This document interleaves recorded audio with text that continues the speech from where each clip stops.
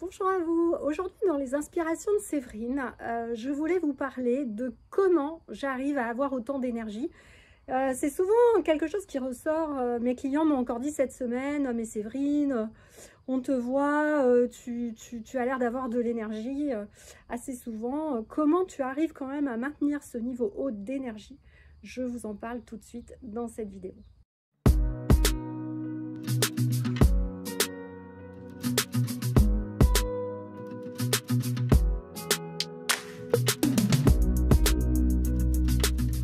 Bonjour à vous, ici Séverine, je suis naturopathe magnétiseur et coach sur Toulouse. Si vous me découvrez ici, je vous invite à vous abonner à ma chaîne, à appuyer sur la cloche et à consulter mon site internet séverine-magnétiseur.fr. Dans cette vidéo, j'avais donc envie, je prends en général, vous savez, dans la semaine, mes clients me font un certain nombre de remarques et quand je vois qu'une de ces remarques revient assez souvent, et ben j'en profite pour faire ma vidéo sur les inspirations de Séverine. Ce qui est ressorti cette semaine, c'est beaucoup m'ont parlé de mon énergie. Comment tu arrives à avoir autant d'énergie? Et c'est très rigolo parce que du coup, je viens de finir l'immersion à distance là, samedi, dimanche, qu'on a fait. Donc ce sont des coachings que je propose. D'ailleurs, la prochaine sera en juin, donc je vais bientôt mettre la date. N'hésitez pas à regarder mon site internet. Et donc j'avais envie de vous parler de ça. Qu'est-ce qui fait que j'ai autant d'énergie? Ce qui fait que j'ai autant d'énergie, c'est que pas du tout je fais du sport, j'en fais pas, je vais juste marcher avec ma chienne de temps en temps. C'est parce que j'ai des divertissements qui me disent « Waouh, super, j'ai passé un super moment à faire ci, à faire ça avec des amis, machin. » Non, non plus. Je suis quelqu'un qui n'aime pas le cinéma, je vais un peu au resto de temps en temps, bon voilà. Mais je fais pas de loisirs en tant que tel ou autre. Et en fait, mon énergie, je la tire pas de là. Mon énergie, je pense que je la tire du fait que je me fais coacher depuis des années et que depuis des années, j'essaie de mettre mes valeurs, on va dire, mes vraies valeurs au service de ma vie. Et non pas de vivre ma vie selon les valeurs des autres. Et c'est ce qui fait que vous allez prendre confiance en vous, en fait. Parce qu'en fait, ça n'existe pas, il n'y a aucun programme de procrastination où je suis nulle ou je ne sais pas quoi. Et justement, quand mes clientes me disaient cette semaine, mais d'où tu tires cette énergie, Séverine, et je crois que je l'ai donné en coaching de groupe aussi, je leur disais, bah, déjà, j'essaie de faire des actions, de faire des choix, de prendre des décisions qui vont servir mes valeurs hautes. Et mes valeurs hautes, c'est pas celles de la société, c'est pas l'authenticité, la fraternité, enfin tout ça, c'est des trucs où pour moi, c'est juste mettre la barre très très haute, avec des valeurs que de toute façon un humain ne peut pas tenir. Alors, je veux dire, à un moment donné, vous ne pouvez pas être tout le temps authentique, hein. On a tous, à un moment donné, annulé une invitation chez des amis parce qu'on n'avait pas envie d'y aller, voilà. Je dis pas que c'est bien ou que c'est mal, c'est pas un jugement, mais en tout cas, on ne peut pas être tout le temps authentique, tout le temps, enfin voilà. On est des êtres humains, donc ça marche pas comme ça. Par contre, j'ai depuis longtemps identifié mes valeurs hautes. Et une de mes valeurs hautes très très importantes, c'est comment dans cette vie, je peux conduire ma vie de sorte que j'aide un maximum de monde et que je sois suffisamment, on va dire, connue. J'aime pas le terme parce que j'ai pas envie d'être connue. Moi, si je peux vivre tranquille dans la forêt, ça me va bien. C'est pas le terme que je voulais dire, mais en tout cas que, on va dire, ce que je fais dans mon académie du magnétisme soit connu pour que les gens puissent avoir accès à leur vraie nature, à qui ils sont vraiment, et se rendre compte qu'inconsciemment, ils vivent la vie de valeurs d'autres personnes qui ne sont pas les leurs. Voilà. Donc ça, par contre, c'est une valeur très importante pour moi. C'est comment je peux impacter vraiment le monde et impacter le plus de monde possible. Et tout mon choix va être autour de ça. Et en fait, je me suis rendu compte que j'appliquais naturellement ça depuis longtemps. C'est-à-dire que j'essaye de ne pas faire ce que j'aime pas, en fait. Très rapidement, les postes qui ne me plaisaient pas, je les ai quittés. J'ai pris des risques, mais je les ai quittés pour voilà, prendre des choses qui étaient plus dans mes valeurs. Par exemple, moi, j'étais directrice financière dans des grands groupes. Et dans des grands groupes, bah, je servais que des actionnaires. Au bout d'un moment, je me suis dit comment je peux mettre mes compétences au service d'une entreprise tout en servant mes valeurs d'aider les autres. Et plus je me posais cette question, plus je travaillais en coaching avec mon coach, et bien naturellement, quand mon mari a muté sur Toulouse, parce qu'on était à Orléans avant,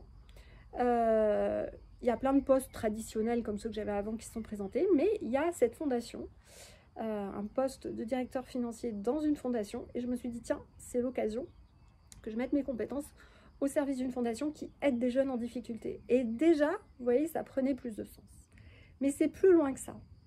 C'est-à-dire que moi, j'ai toujours dit à mon mari que j'étais pas une femme d'intérieur, que je n'aime pas faire le ménage, je n'aime pas faire la cuisine. Ça m'intéresse pas. Et donc, je vais procrastiner, je vais pas le faire. Je veux dire, ça vous est tous arrivé à un moment donné de vous dire, il y a des amis qui viennent, il faut que je range la maison, mais vous attendez le dernier moment pour le faire. Puis il y a du linge un peu partout, enfin voilà. Je pense qu'on a tous connu ça au moins une fois dans notre vie. Qu'est-ce qui fait qu'on procrastine? Parce que tout simplement, faire le ménage, en quoi ça sert nos valeurs hautes? Ça va servir surtout l'image qu'on donne aux autres. Ah, elle a fait le ménage, c'est bien rangé, c'est joli, voilà.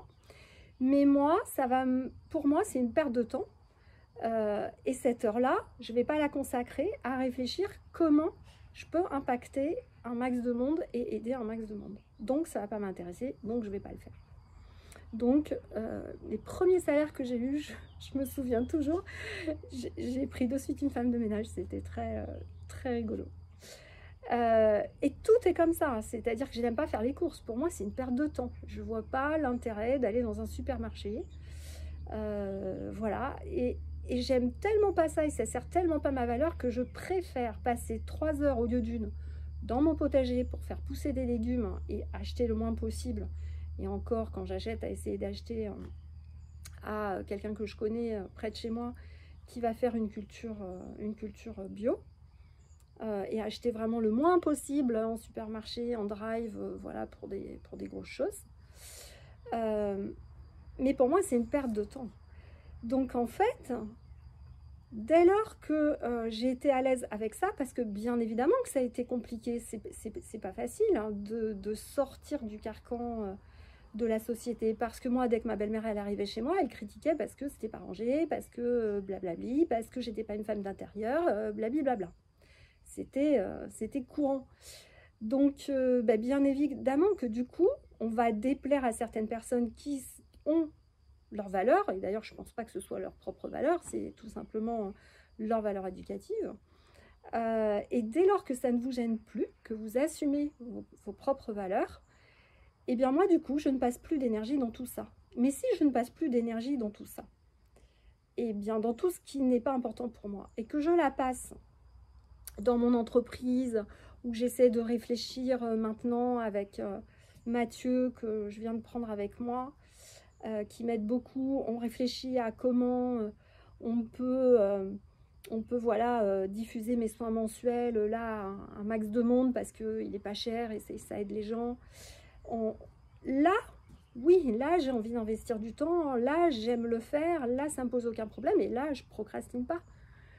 Donc c'est juste ça, l'énergie, je la puise juste parce que j'ai identifié ce qui me plaît vraiment, ma mission d'âme, et que du coup j'essaye de diminuer tout le temps passé sur des choses qui ne vont pas servir ma valeur haute. Et je dirais dans mes valeurs hautes, on va dire, c'est aider un maximum de monde, voilà, à vivre leur vie en conscience et donc à être plus heureux. Et encore, j'aime pas ce mot heureux parce que le but de la vie, c'est pas d'être heureux. Le but de la vie, c'est d'accepter des challenges qui vont arriver et qui vont nous permettre de découvrir qui on est vraiment, en fait. Donc ça, c'est une valeur haute. La deuxième valeur haute, c'est avoir du temps pour moi, pour que je puisse méditer, passer du temps avec ma famille, aller plus loin dans mes exercices de méditation, de canalisation avec les êtres de lumière. Et clairement, dès lors que je suis à fond dans ce qui me plaît vraiment, c'est normal que j'ai pas envie de faire le reste. C'est tout à fait normal. Et je vais avoir tendance, maintenant que j'en suis encore plus consciente là, parce que je suis justement en train de revoir tout ça dans un coaching que je viens de reprendre, je me fais coacher en groupe, et bien je me rends compte que de plus en plus pour moi, c'est important de ne pas prendre de décisions par rapport à des choses inutiles, justement, qui ne vont pas servir mes valeurs, et je culpabilise de moins en moins, en fait, de ne pas faire ce que ferait une mère de famille lambda comme moi. Et plus, du coup, je donne de l'énergie là-dedans, dans mes vraies valeurs, plus ça a du sens. Plus je vois que mes clientes viennent, sont contentes de venir me voir, me disent que du coup, je donne de l'énergie dans mes vidéos, et que... ne serait-ce que si je leur fais du bien juste parce qu'elles sentent que j'ai une énergie positive, mais rien que ça, pour moi, c'est énorme. Et rien que ça, ma mission, elle sera remplie. Et en plus, moi, je me sentirai bien aussi. Donc c'est génial. Donc, voilà ce que j'avais envie de vous partager avec vous. Alors ça, c'est quelque chose qu'on a travaillé donc, ce week-end dans le coaching de groupe pour que j'ai aidé les personnes à identifier leurs valeurs et à du coup augmenter leur confiance en elles et leur détermination. Mais c'est vraiment quelque chose de très important que j'avais envie de partager avec vous, parce que ça, couplé à l'énergétique et au magnétisme, et bien normalement, si vous avez les deux, vous allez vraiment vivre une vie différente. Vous allez vraiment... Je dis pas que parce qu'on a les deux, on va vivre une vie sans souffrance ou sans douleur, ou non, parce qu'on a toujours des caps à passer, on a toujours des phases d'apprentissage, ça peut pas être lisse, l'évolution spirituelle, hein, c'est des montagnes russes, comme je dis. Mais à chaque fois, par contre, que j'ai un défi qui arrive ou que j'ai une difficulté, je ne le vois pas comme une difficulté. Je le vois juste comme un défi de progresser, d'aller encore plus loin dans ce que je suis capable de réaliser dans cette vie, sur cette terre, dans cette incarnation, et de me découvrir un peu plus. Et je me dis, ah, eh bien super, parce que je sais qu'après, je vais vraiment avoir découvert quelque chose, et que ce quelque chose que je vais avoir découvert sur moi, je vais pouvoir le transmettre aux autres et à vous qui me regardez. Donc, pour moi, finalement, je me dis que tous mes défis, ils servent ma mission de vie, de vous les partager et ensuite de vous aider, vous, à dépasser aussi les vôtres. Voilà. J'espère que cette vidéo vous aura aidé. N'hésitez pas à mettre un pouce, à la transmettre à vos amis, donc à vous abonner si ce n'est encore fait. Merci beaucoup en tout cas, et puis j'espère vous retrouver pour le week-end du 12 juin pour le niveau 1 de magnétisme et 13 juin pour le niveau 2, voilà.